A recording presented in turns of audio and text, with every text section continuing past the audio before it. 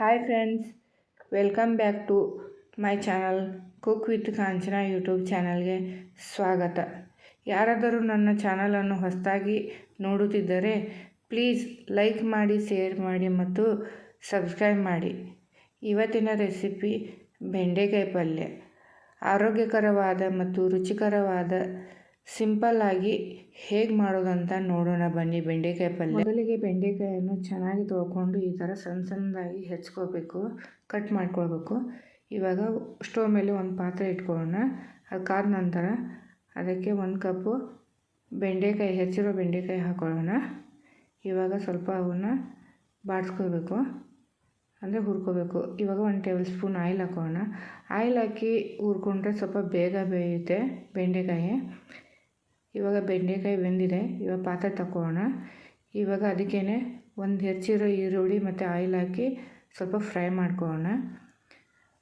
ಇವಾಗ 1 ಟೊಮೊಟೊ ಹಾಕ್ಕೊಳ್ಳೋಣ. ಅದನ್ನು ಸ್ವಲ್ಪ ಫ್ರೈ ಮಾಡ್ಕೊಳ್ಳೋಣ. ಅದಕ್ಕೇ 1 ಟೇಬಲ್ ಸ್ಪೂನು ಉಪ್ಪು ಹಾಕ್ಕೊಳ್ಳೋಣ. ಸ್ವಲ್ಪ ಬಾಡಿಸ್ಕೊಳ್ಳೋಣ. ಉಪ್ಪು ಹಾಕೋದ್ರಿಂದ ಟೊಮೊಟೊ ಬೇಗ ಬೇಯುತ್ತೆ. ಮತ್ತು ಅದಕ್ಕೇ 1 ಟೇಬಲ್ ಸ್ಪೂನು ಅರಿಶಿಣ ಪುಡಿ ಹಾಕ್ಕೊಳ್ಳೋಣ.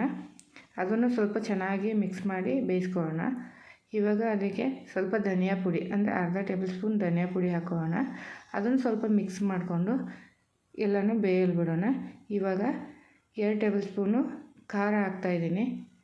ಅದನ್ನು ಸ್ವಲ್ಪ ಚೆನ್ನಾಗಿ ಮಿಕ್ಸ್ ಮಾಡಿಕೊಂಡು ಬೇಯಿಸಲು ಬಿಡೋಣ. ಇವಾಗ 1 ಕಪ್ ಹುರಿದಿರೋ ಅಂಥ ಬೆಂಡೆಕಾಯಿ ಹಾಕಿ ಚೆನ್ನಾಗಿ ಮಿಕ್ಸ್ ಮಾಡ್ಕೊಳ್ಳೋಣ. ಮಿಕ್ಸ್ ಮಾಡಿ ಇವಾಗ ಅದನ್ನು ಸ್ವಲ್ಪ ಬೇಯಲು ಬಿಡೋಣ. ಮುಚ್ಚಳ ಮುಚ್ಚಿ ಬೇಯಲು ಬಿಡೋಣ. ಇವಾಗ ಬೆಂದಿದೆ ಅಂತ ನೋಡೋಣ ಬನ್ನಿ. ಸ್ವಲ್ಪನೇ ಬೆಂದಿದೆ. ಇವಾಗ ಮತ್ತೆ ಚೆನ್ನಾಗಿ ಮಿಕ್ಸ್ ಮಾಡ್ಕೊಳ್ಳೋಣ. ಮಿಕ್ಸ್ ಮಾಡಿಕೊಂಡು ಸ್ವಲ್ಪ ಅದಕ್ಕೆ ನೀರು ಹಾಕೋಣ. ನೀರು ಹಾಕಿ ಚೆನ್ನಾಗಿ ಮತ್ತೆ ಮಿಕ್ಸ್ ಮಾಡ್ಕೊಳ್ಳೋಣ. ಮಿಕ್ಸ್ ಮಾಡಿಕೊಂಡು ಇವಾಗ ಮತ್ತೆ ಮುಚ್ಚಳ ಮುಚ್ಚಿ 2 ನಿಮಿಷ ಬೇಯಿಸ್ಕೊಳ್ಳೋಣ. 2 ನಿಮಿಷ ಆಗಿದೆ, ತೆಗೆದು ನೋಡೋಣ. ನೋಡಿ, ಈ ಥರ ಬಂದಿದೆ ಬೆಂಡೆಕಾಯಿ ಪಲ್ಯ, ಚೆನ್ನಾಗಿ ಬಂದಿದೆ. ಇವಾಗ ಮತ್ತೆ ಚೆನ್ನಾಗಿ ಮಿಕ್ಸ್ ಮಾಡ್ಕೊಳ್ಳೋಣ. ಮಿಕ್ಸ್ ಮಾಡಿದ ಮೇಲೆ ಅದಕ್ಕೇ ಒಂದು ಸ್ವಲ್ಪ ಕೊತ್ತಂಬರಿ ಹಾಕೋಣ, ಕಟ್ ಮಾಡಿರೋಂಥದ್ದು. ಅದನ್ನು ಇವಾಗ ಚೆನ್ನಾಗಿ ಮಿಕ್ಸ್ ಮಾಡ್ಕೊಳ್ಳೋಣ. ಆಯಿತು, ಇಷ್ಟೇ ನೋಡಿ, ಜಾಸ್ತಿ ಹೊತ್ತೇನು ಹಿಡಿಯಲ್ಲ. ಚೆನ್ನಾಗಿ ಬಂದಿದೆ. ಈ ಥರ ಬೆಂಡೆಕಾಯಿ ಪಲ್ಯ ಬಂದಿದೆ. ಅದನ್ನು ತಟ್ಟೆಗೆ ಹಾಕ್ಕೊಳ್ಳೋಣ. ತಟ್ಟೆಗೆ ಹಾಕ್ಕೊಂಡಿದ್ದೀನಿ ನೋಡಿ ಯಾವ ಥರ ಬಂದಿದೆ. ಬನ್ನಿ, ತಟ್ಟೆಗೆ ಹಾಕ್ಕೊತಿದ್ದೀನಿ. ಟೇಸ್ಟ್ ಹೇಗಿದೆ ಅಂತ ನೋಡೋಣ. ಚೆನ್ನಾಗಿ ಬಂದಿದೆ ಟೇಸ್ಟು. ಈಸಿ ಮೆಥಡಲ್ಲೇ ಮಾಡಿರೋದು. ಜಾಸ್ತಿ ಏನು ಸಾಮಗ್ರಿಗಳನ್ನೇನು ಹಾಕ್ಕೊಂಡಿಲ್ಲ ನಾನು. ನೀವು ಒಂದು ಸಲ ಟ್ರೈ ಮಾಡಿ ನಿಮ್ಮ ಮನೆಯಲ್ಲಿ. ಹೇಗಿದೆ ಅಂತ ಕಮೆಂಟ್ ಮಾಡಿ, ಶೇರ್ ಮಾಡಿ, ಲೈಕ್ ಕೊಡಿ.